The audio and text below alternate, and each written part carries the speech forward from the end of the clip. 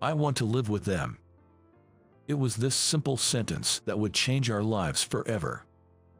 I looked directly into the eyes of the sister's grandmother and said, "Excuse me for being straightforward, but would it be all right for my wife and I to adopt Emma and Claire, and take full responsibility for raising them?"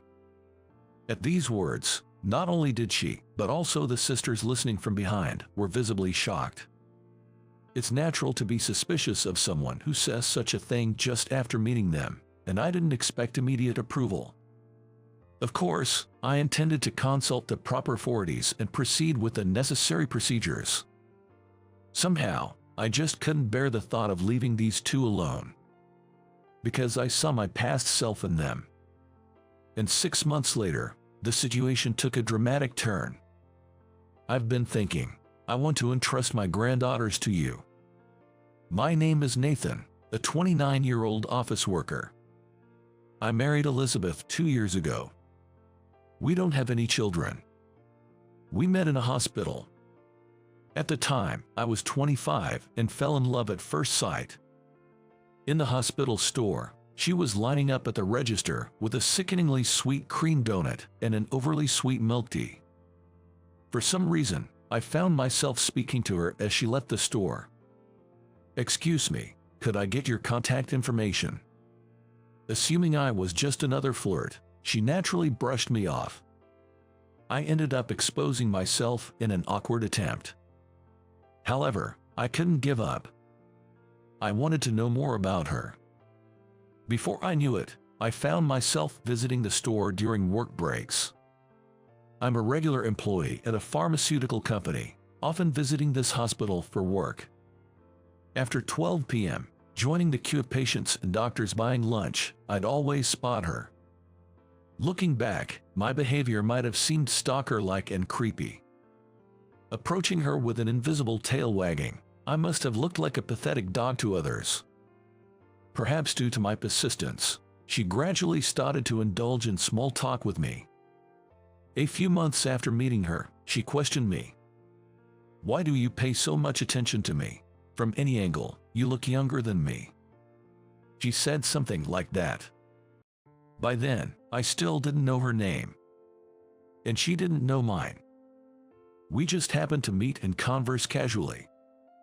That's the kind of relationship we had. I've never really thought about the age thing. It all started because I thought your profile was beautiful. Oh, and that strange combination. Doesn't it give you indigestion? I said, pointing at the donut and milk tea she always bought.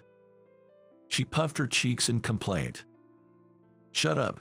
My work requires a lot of brain power and is exhausting, so my body craves something sweet.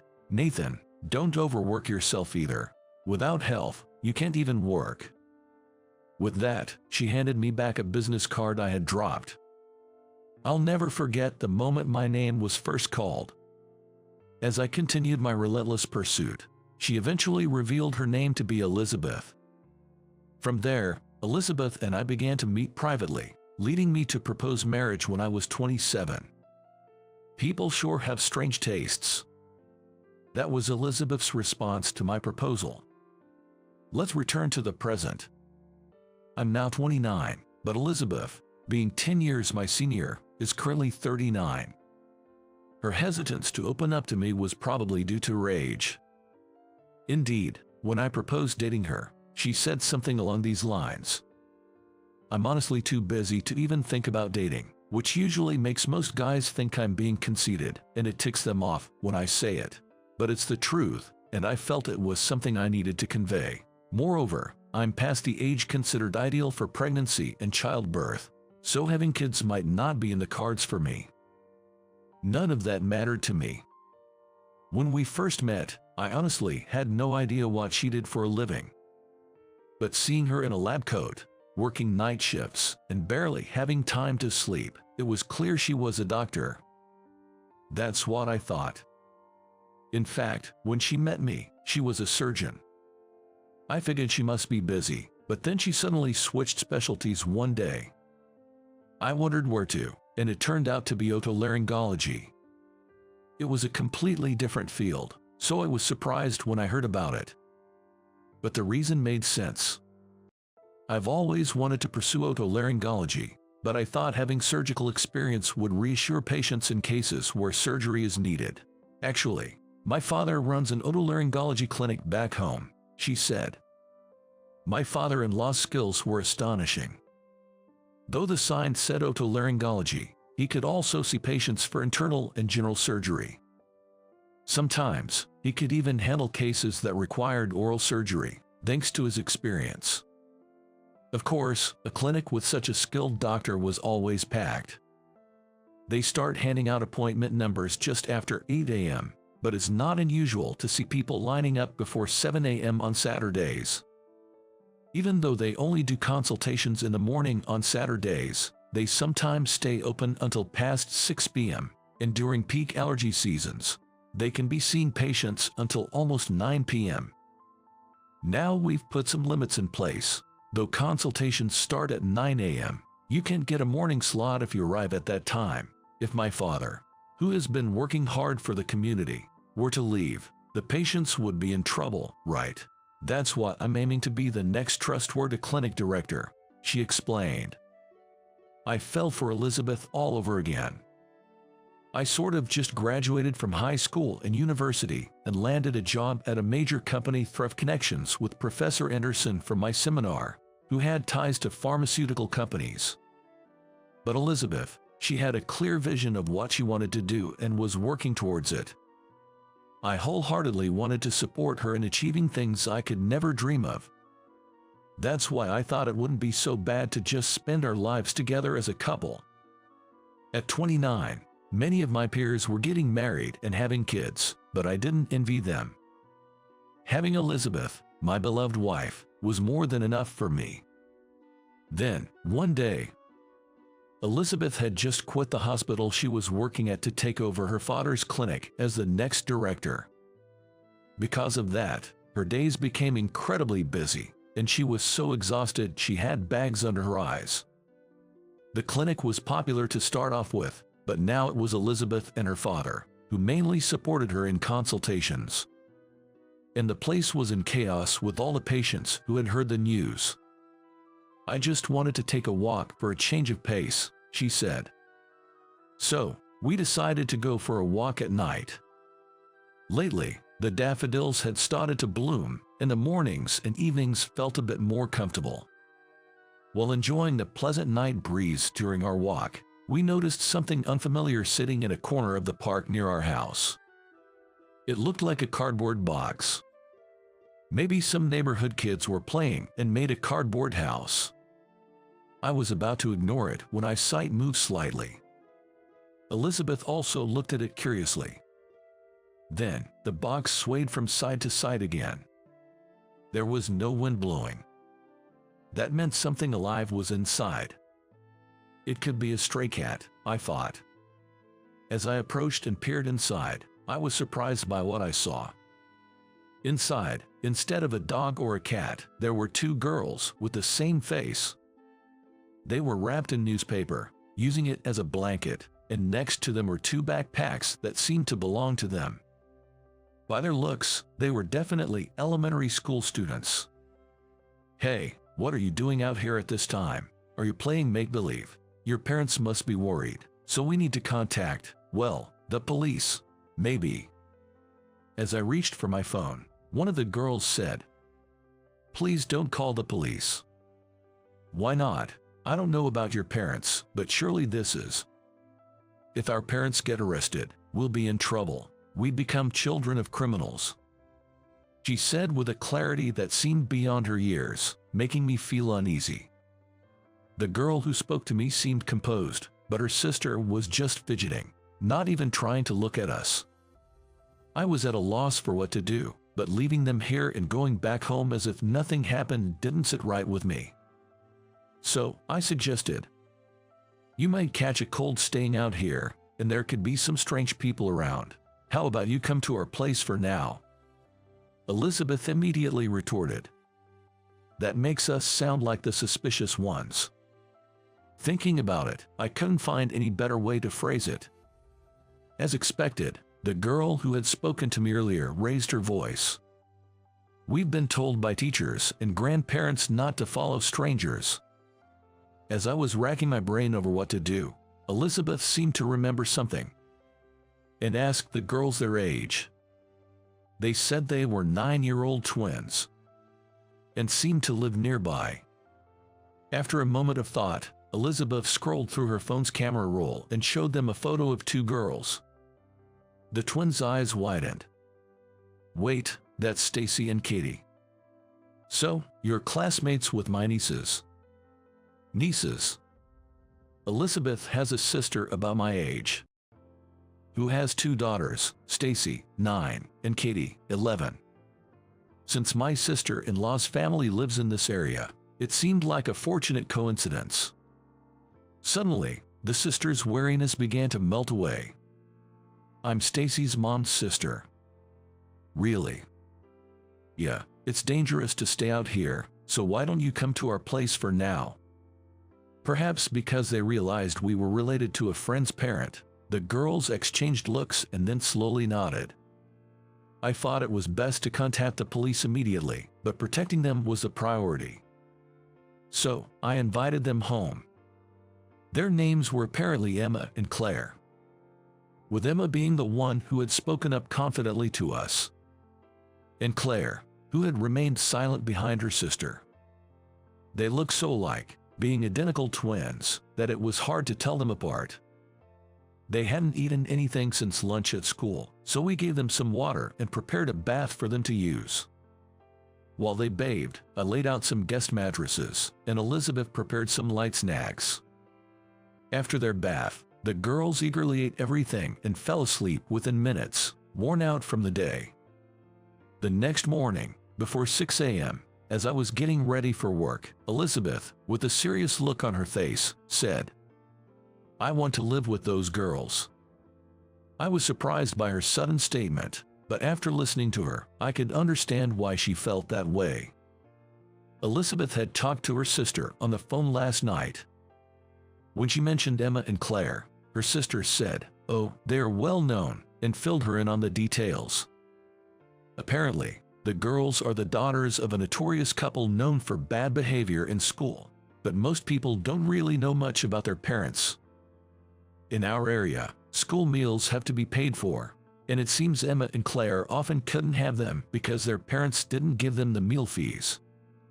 However, their teacher, worried about malnutrition, would share his own meal with them, and classmates would share foods they didn't like, so they somehow managed to eat. How did they manage to live under such harsh conditions? It was largely thanks to their grandparents. An elderly couple was frequently seen visiting their house, likely to be grandparents looking after them.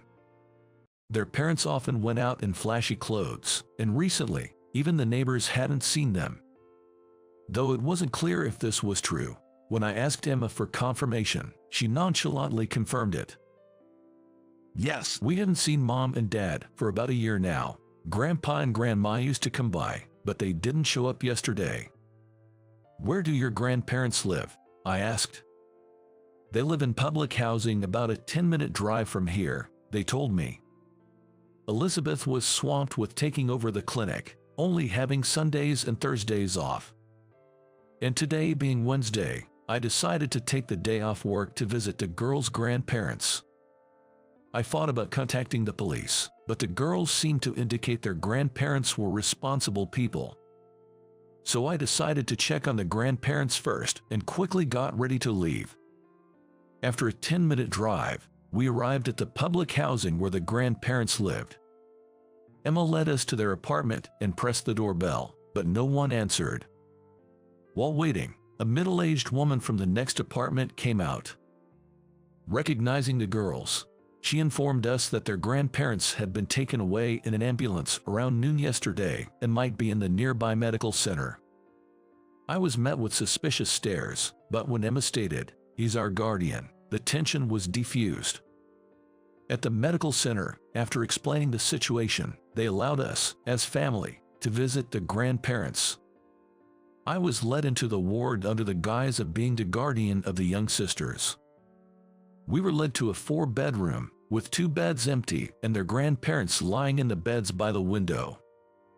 The grandmother, who was awake and saw us, allowed the visit. The grandfather appeared to be still asleep.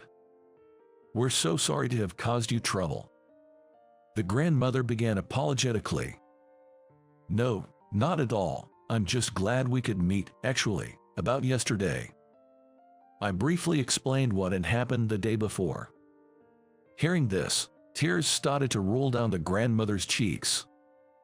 "I'm so sorry, Emma, Claire. I'm sorry we were hospitalized, and you couldn't get in because we had the keys." Apparently, they had eaten some bad food around noon the previous day and unfortunately got sick, leading to their emergency transport.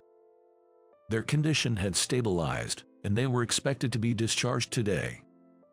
However, they had been incapacitated by abdominal pain for a while and hadn't been able to go to the girls.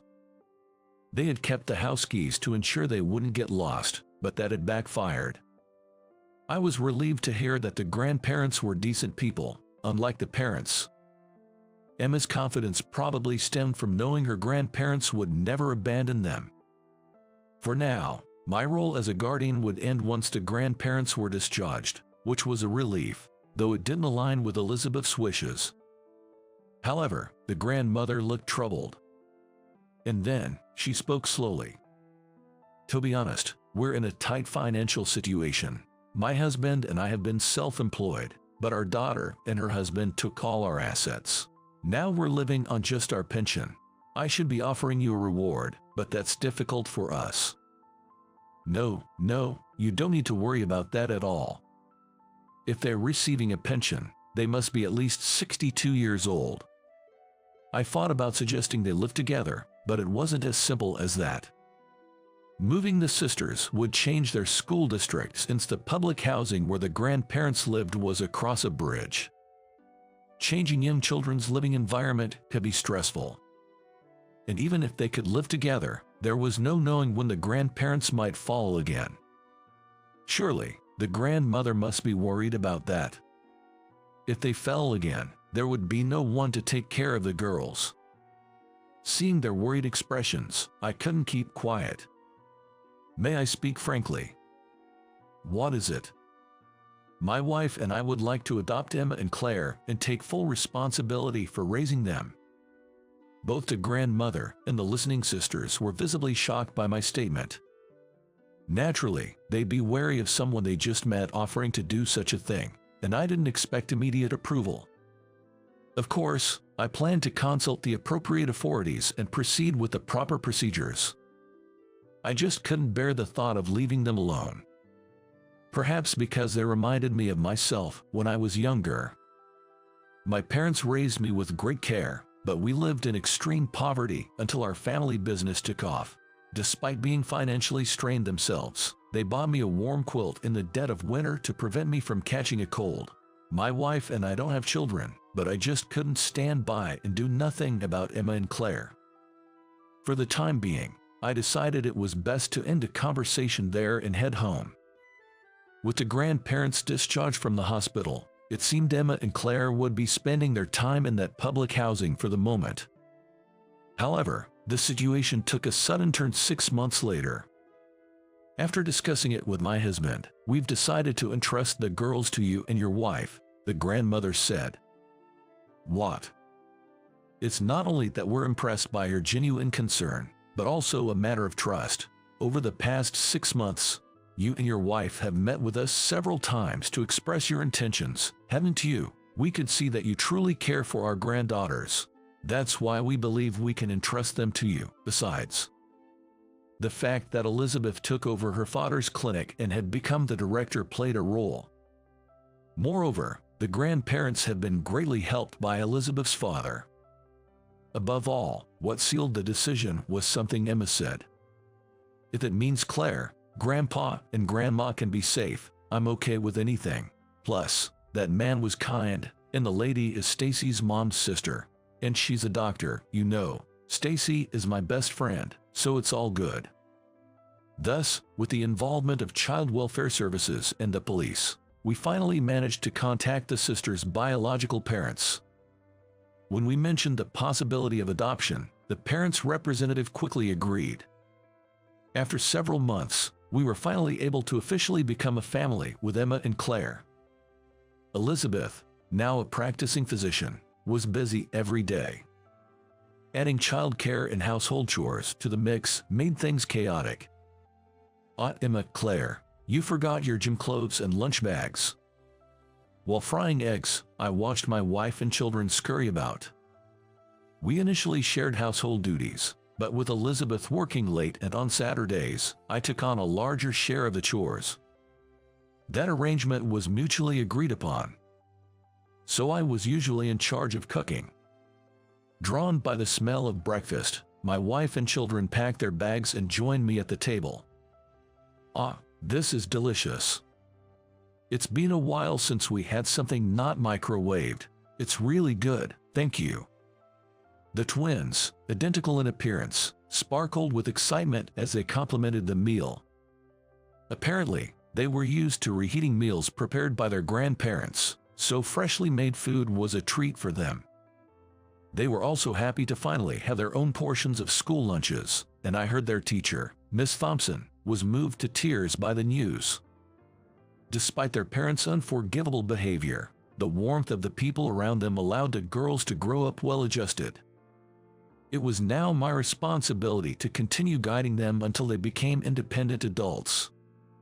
I was determined to fulfill this duty.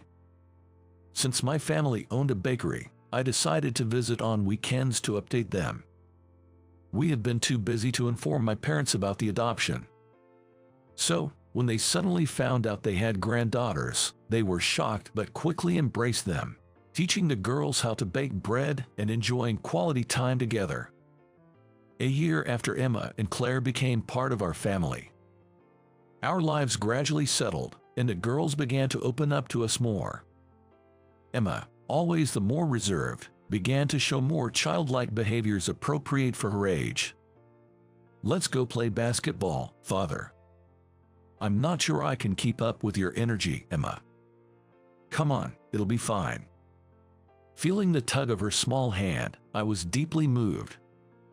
Interestingly, they call us father and mother, possibly to differentiate from dad and mom, which might remind them of their biological parents. They were happy to eat the same school lunches and use the same textbooks as their peers, enjoying a normal childhood. Eventually, both girls graduated from elementary school, with Emma attending a public middle school and Claire a private one.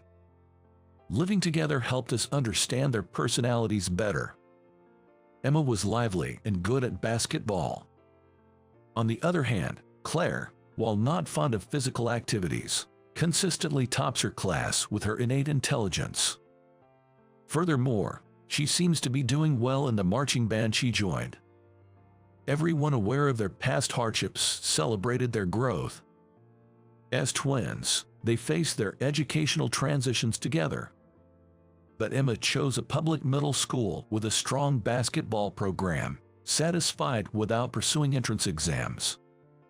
Claire, feeling hesitant about progressing to a public school while her sister opted for it. Emma had been offering her positive and kind words.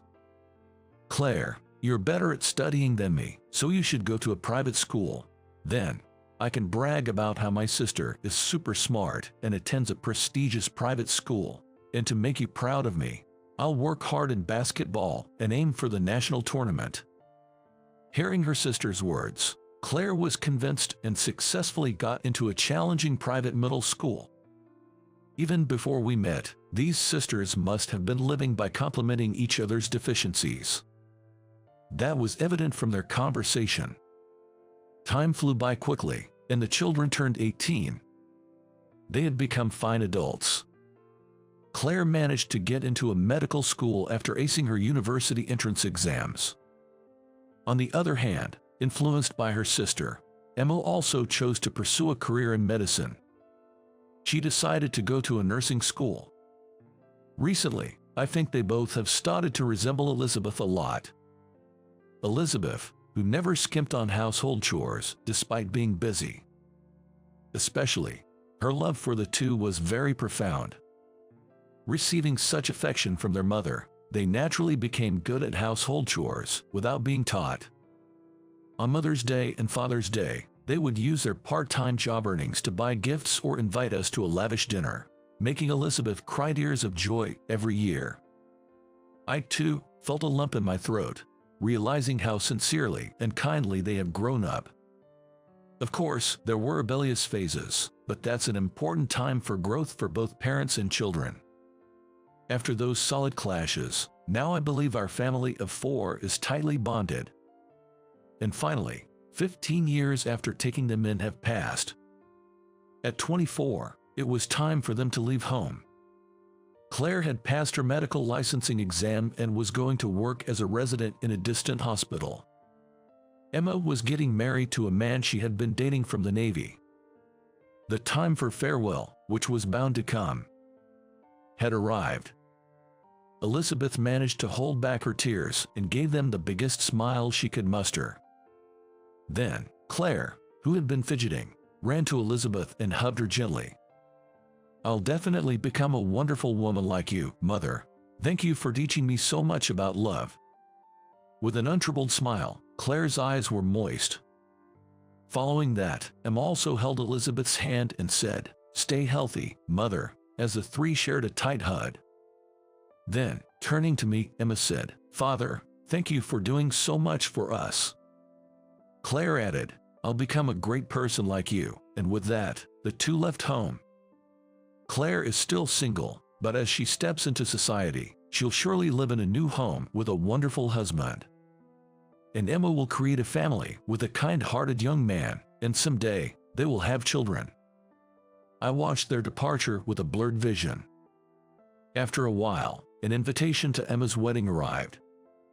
Of course, I informed them of my attendance, and on the day of the wedding, next to Emma, who was clad in a pure white dress, Elizabeth was shedding tears. It was then that Claire said this.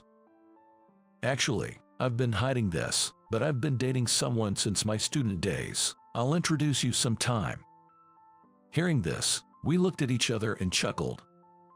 The venue was filled with a celebratory mood, everyone eagerly awaiting the entrance of the bride and groom.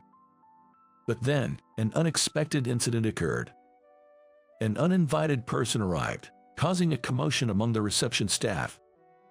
Upon inquiring, it turned out that a woman claiming to be Emma and Claire's mother had barged in. "Elizabeth, wait here, it might be dangerous," I said. Unable to stay put, I rushed to the reception. There, a middle-aged woman in tattered clothes was present. "Let me see my daughters. I am Emma's mom, you know. Claire is here too, right? So I have the right to meet them and attend." She was making a scene in a shrill voice. I wondered how this woman knew the whereabouts of the children she had abandoned 15 years ago. Then, a staff member at the venue informed me. It seems she works at a nearby florist, maybe part-time, and when Emma, the bride, came to see the flowers herself, she immediately noticed their resemblance and connected the dots based on their names. That's how she knew about the date and had the audacity to show up today. What are you thinking? Trying to act like Emma and Claire's mom now? Don't you remember what you did to them 15 years ago? My voice trembled with anger. Then, with a shadow in her eyes, she said, "I regret abandoning them at that time. My boyfriend back then told me the kids were in the way. My ex-husband, who I had cheated on, dumped me immediately and cut off all contact. As I got older, I was cheated on by my boyfriend too, and all that's left for me now are the children." I was so astounded by her selfish reasoning that I went beyond anger to disbelief.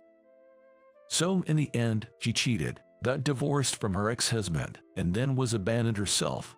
Now she says all that's left are the girls. Enough already. As I raised my voice, she flinched and cowered. "How can you be so selfish? This is all the result of your own actions. You have no right to call yourself a mother." As I said this, my fists began to tremble, and I felt an impulsive urge to act. At that moment, Emma, in her wedding dress, came over and called out "Mom." Upon seeing her mom, the mom, with a gaunt face, brightened up and said yes, as she stood up and started to rush towards Emma. I felt frustrated, wondering if we, as adoptive parents, couldn't match up to their biological parent. But then, Emma smiled briefly before turning serious and said, "Mom passed away a long time ago." Her mom stopped in her tracks at the sudden statement, but Emma continued unfazed. "When we were officially adopted 15 years ago, you both agreed, right? Or rather, it seems like Dad had already given up on us, including you. From what you've just said, I guess it was convenient for Mom's boyfriend to have us out of the way for adoption. From that moment, my mom and Dad were as good as dead to me. The only people who have a right to be here today are my father and mother. Please do not enter." Hearing such words from her own daughter, the mom became enraged, her face turning red as she screamed incoherently. "I was the one who gave birth to you. Do you have any idea how hard it was to carry and deliver twins? Why don't you understand?" I wished she would keep her presumptuous gratitude to herself. Having children isn't a goal, it's the start. The moment she abandoned that responsibility, she lost all right to expect gratitude or understanding. In the end, the noisy mom was escorted out by security. The mood had become awkward, but Emma, with her inherent brightness, managed the situation. "I'm glad Claire and Mother weren't here. If they were, they would surely have been crying and hurt. Let's get back to the wedding preparations now. Excuse me, staff, I'm sorry, but could I have a moment to touch up my makeup?"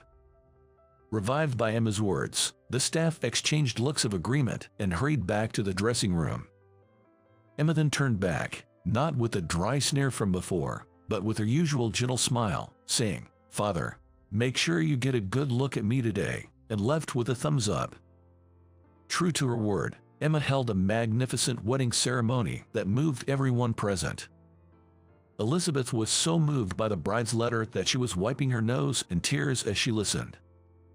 Watching my fully grown daughter, I thought that if we hadn't taken in those two huddled behind the cardboard box back then, this future might not have existed.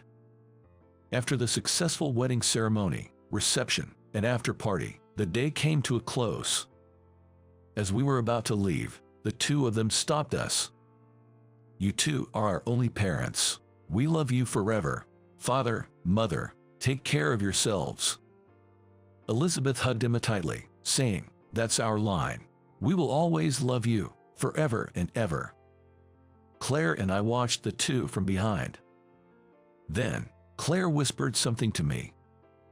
Though I was surprised by what she said, I placed my hand on her shoulder and told her, "You got this," and she smiled softly. A few years later, Elizabeth, having reached 60, stepped down from her position as hospital director, and Claire took over as the new director. Having suffered from allergies like rhinitis since childhood, Claire was concerned about the scarcity of otolaryngology clinics in the area once Elizabeth retired. She had decided to become an otolaryngologist herself and carry on Elizabeth's legacy. On that wedding day, Claire had told me, "I plan to take over Mother's hospital. Professor Johnson's and seniors say I'm skilled and decisive, so surgery suits me. But I still want to be a doctor like Mother. Surgery might be more lucrative, but I want to be a doctor who can empathize with patients. Just like Mother. That's something I absolutely won't compromise on." Later, Claire introduced us to her boyfriend. He was a classmate from medical school who had chosen internal medicine. It seemed he shared the same aspirations as Claire. Thus, Elizabeth's hospital was reborn as a clinic capable of providing both otolaryngology and internal medicine services after the renovation. Because it now housed departments frequently visited by the elderly within the same facility, everyone was pleased that the new doctors had taken over. Elizabeth is now living a more relaxed life, free from the demands of her job. I'm also considering early retirement and am currently busy handing over responsibilities to my juniors and subordinates. Amidst all this, Emma gave birth, making us grandparents.